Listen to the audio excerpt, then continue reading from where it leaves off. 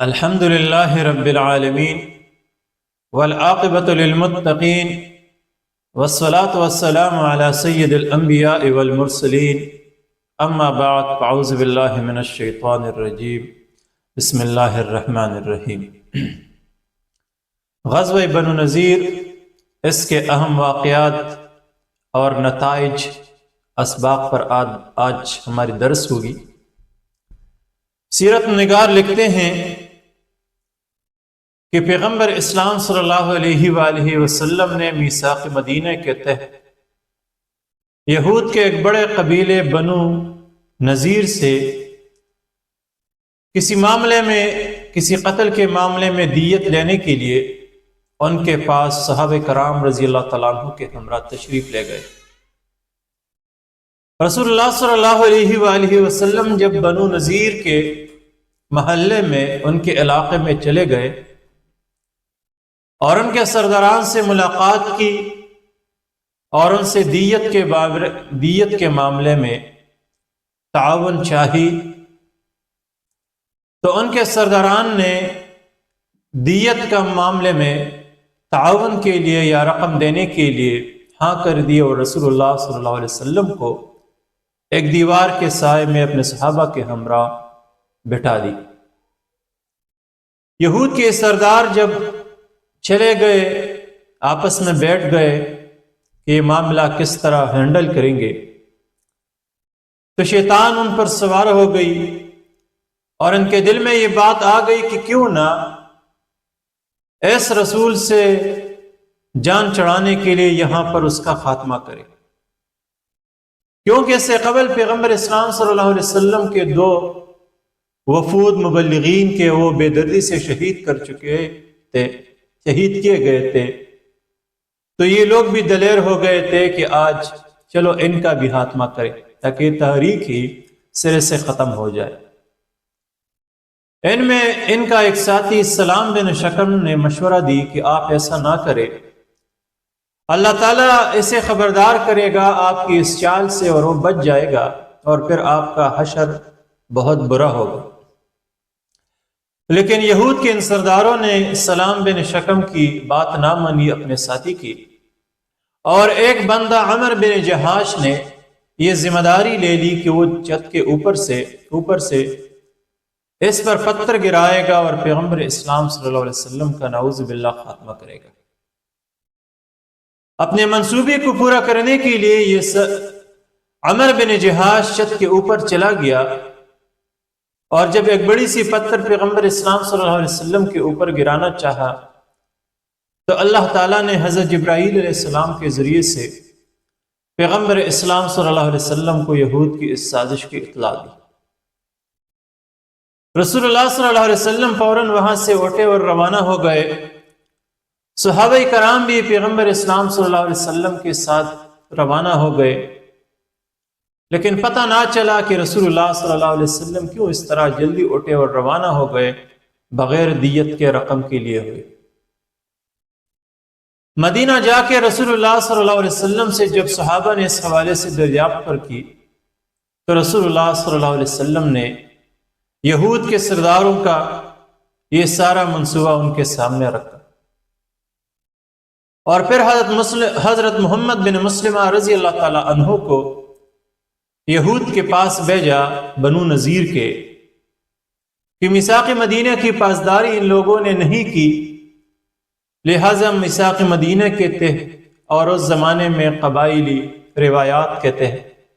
عہد شکنی کے باب میں کی وجہ سے وہ 10 دنوں کے اندر مدینے کو خالی کرے اور یہاں سے چلا جائے۔ بصورت دیگر ان کے حوالے سے سخت کارروائی کی جائے گی۔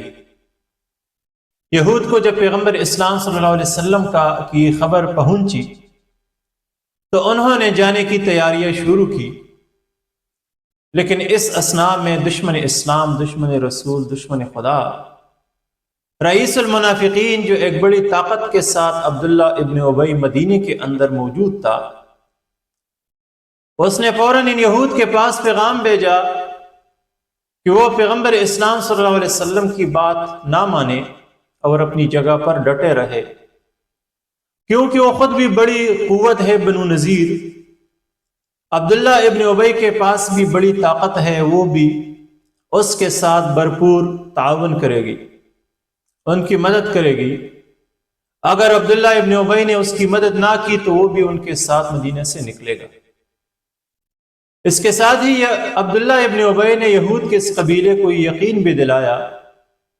کہ مدینے میں موجود یہود کا دوسرا بڑا قبیلہ بنو قریظہ بھی ان کی مدد کرے گا،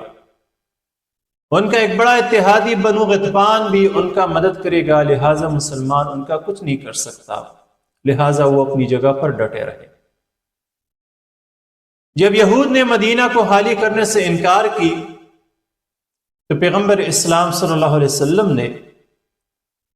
اپنی صحابہ کرام کے ساتھ روانہ ہو گئے، لشکر اسلام روانہ کی یہود پر حملہ کے لیے۔ پیغمبر اسلام صلی اللہ علیہ وسلم نے بنو نذیر کا محاصرہ کیا، لیکن ان کے باغات اور ان کے قلعہ جات کی وجہ سے ان تک پہنچنا ذرا مشکل تھا۔ اوپر قلعوں کے اندر سے انہوں نے مسلمانوں کے اوپر سنگباری اور تیر اندازی شروع کی، اور پہاڑ اور ان قلعہ جات کی آڑ میں اور کھجور کے باغات کی آڑ میں وہ خود کو محفوظ سمجھتے تھے، لیکن جب پیغمبر اسلام صلی اللہ علیہ وسلم نے ان کے باغات کاٹنے کا اعلان کیا، حکم دیا، اور صحابہ نے باغات کاٹنا شروع کی تو وہ ڈر گئے، اور بالآخر انہوں نے پیغمبر اسلام صلی اللہ علیہ وسلم کے پاس پیغام بھیجا کہ وہ جلا وطن ہونے کے لیے، مدینے سے نکلنے کے لیے تیار ہے اگر ان کو امن دی جائے۔ رسول اللہ صلی اللہ علیہ وسلم نے ان کو نہ صرف امن دی بلکہ فرمایا کہ اسلحے اور جنگی ساز و سامان کے علاوہ وہ اپنے گھر بار، بچوں، بیویوں اور اپنے اونٹوں پر جتنا سامان لے جانا چاہے ان کو اجازت ہے اور وہ یہاں سے چلے جائے۔ اس کے نتیجے میں یہودیوں نے اپنی سامان اپنے اونٹوں پر لاد کی بغیر جنگی ساز و سامان کے اور روانہ ہو گئے۔ ان کی ایک بڑی تعداد شام چلی گئی، ان کے بعض سردار خیبر چلے گئے اور 2 لوگ ان میں مسلمان ہو گئے۔ پیغمبر اسلام صلی اللہ علیہ وسلم کے اس زندگی کے اس اہم واقعے سے جو بات ہم سیکھ سکتے ہیں وہ یہ ہے کہ جس وقت رسول اللہ صلی اللہ علیہ وسلم یہودیوں کے اس مضبوط قبیلے پر، جن کے بہت سے اتحادی بھی تھے،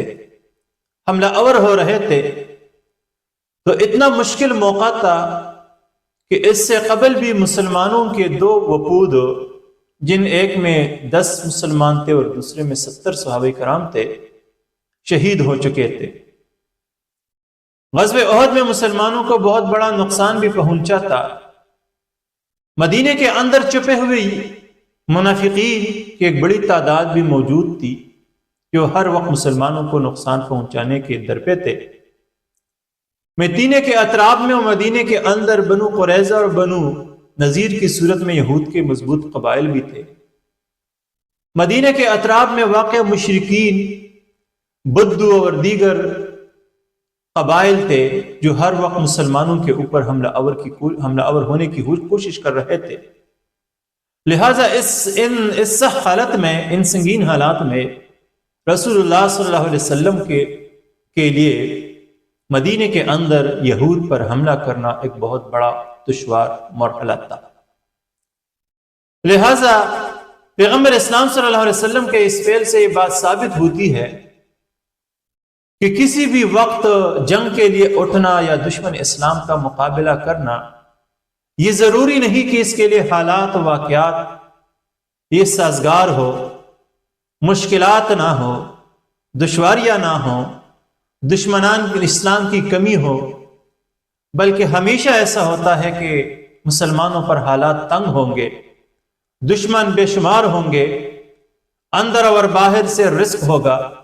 لیکن اس کے باوجود بھی اللہ پر توکل کر کے مسلمانوں کے لیے ایسے حالات میں اٹھنا لازمی ہے۔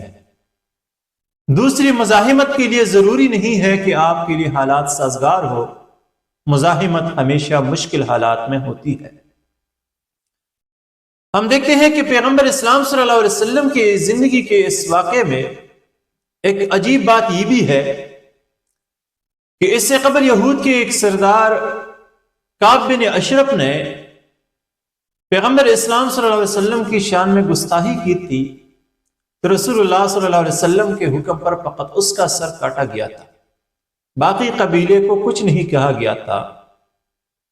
لیکن یہاں پر دیکھیے کہ بنو نذیر کا باقی قبیلہ تو نہیں تھا، یہ تو فقط ان کے چند سردار تھے،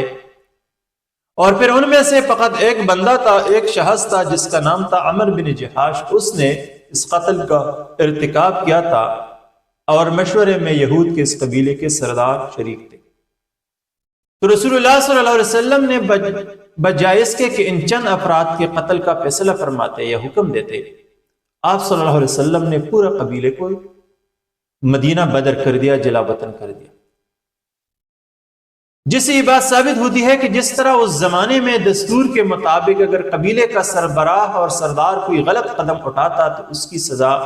پوری قبیلے کو دی جاتی تھی، یہ اس زمانے کا دستور تھا، روایت تھی۔ لہذا قبیلے کا بڑا جو بھی فیصلہ کرتا اس فیصلے میں قبیلے کے سارے لوگ شریک تھے، جس طرح بنو نذیر کے اس واقعے میں ہم دیکھتے ہیں کہ قبیلے کے باقی لوگوں نے اس پر اعتراض نہ کی، بلکہ لڑائی کے لیے یہ لوگ تیار ہو گئے، اور مسلمانوں نے جب بنو نذیر پر حملہ کیا تو قبیلے کے دیگر لوگ بھی اپنے سرداروں کے ساتھ کھڑے تھے اور مسلمانوں کے ساتھ لڑنے کے لیے تیار تھے۔ لہٰذا کعب بن اشرف فقط ایک بندہ تھا، اس کے ساتھ اس کی جرم میں باقی قبیلہ شریک نہیں تھا، لیکن یہاں پر بنو نذیر میں غزوہ بنو نذیر میں فقط سردار نہیں تھے بلکہ ان کا پورا قبیلہ ان کے ساتھ شامل تھا پیغمبر اسلام صلی اللہ علیہ وسلم کی شہادت میں یا قتل میں، جس کی وجہ سے ان سرداروں کی گستاخی کی سزا اس کے پورے قبیلے کو دی گئی اور پورا قبیلہ مدینے سے جلا وطن کر دیا گیا۔ لہذا ضروری ہے کہ قبیلے کا یا ریاست کا یا قوم کا سربراہ ہمیشہ مدبر ہو، دور اندیش ہو، سمجھدار ہو، کیونکہ قوم کے بڑے کی سزا پوری قوم کو بھگتنی پڑتی ہے، پوری قوم کو ملتی ہے۔ لہذا قوم کے لیے ضروری ہے کہ اپنے سردار، اپنی سربراہ کا ایسا انتخاب کرے جو دانشور ہو، جو ہوشیار ہو، جو مدبر ہو، جو معاملہ فہم ہو، جو سنجیدہ ہو۔ اسی طرح ہم دیکھتے ہیں کہ پیغمبر اسلام صلی اللہ علیہ وسلم نے بنو نذیر کی بدعہدی میثاق مدینہ کی خلاف ورزی کا ان کو اتنا بڑا سزا دی کہ نہ صرف ان کو مدینے سے جلا وطن کر دی بلکہ ان کے جو باغات تھے، جو قلعہ جات تھے، جو زمین تھی، وہ سب کے سب ان سے لے لی۔ لہٰذا رسول اللہ صلی اللہ علیہ وسلم کی زندگی میں یہ بات ہم سیکھتے ہیں کہ کبھی بھی آپ صلی اللہ علیہ وسلم نے بدعہد لوگوں کو معاف نہیں کیا ہے، کبھی بھی بدعہدی کو معاف نہیں کیا ہے، یہ اتنی بڑی جرم اور سزا ہے۔ لہٰذا جو بندہ بھی بدعہد ہو، بد دیانت ہو، عہد کی پاسداری، وعدے کی پاسداری اس میں نہ ہو، اس سے ہمیشہ بچنا چاہیے، کیونکہ انتہائی ضرر رساں ہوتی ہے۔ اور سب سے بڑی بات یہ کہ پیغمبر اسلام صلی اللہ علیہ وسلم بنو نذیر کے اس غزوے میں نہ تو بنو نذیر کی طاقت سے ڈرا، نہ ان کے اتحادی بنو قریظہ اور دیگر قبائل یہود سے ڈرا، نہ مدینے کے اندر ان کے پشت پناہی کرنے والے منافقین کی ایک بڑی تعداد سے ڈرا، نہ ان کے اتحادی بنو غطفان کی ایک بڑی طاقت سے ڈرا، نہ مدینے کے اطراف میں آباد دیگر دشمنان اسلام قبائل سے ڈرا، بلکہ اللہ تعالیٰ پر بھروسہ کرتے ہوئے ان یہود پر آپ نے ان یہود کے خلاف کارروائی کی، اور پھر اللہ کی قدرت دیکھے کہ ان یہود کو نہ تو ان کے باغات بچا سکے اور نہ ہی ان کے قلعہ جات بچا سکے، نہ ان کے اتحادی بچا سکے اور نہ ان کی قوت ان کو بچا سکے اللہ تعالیٰ کی طاقت اور نصرت کے سامنے۔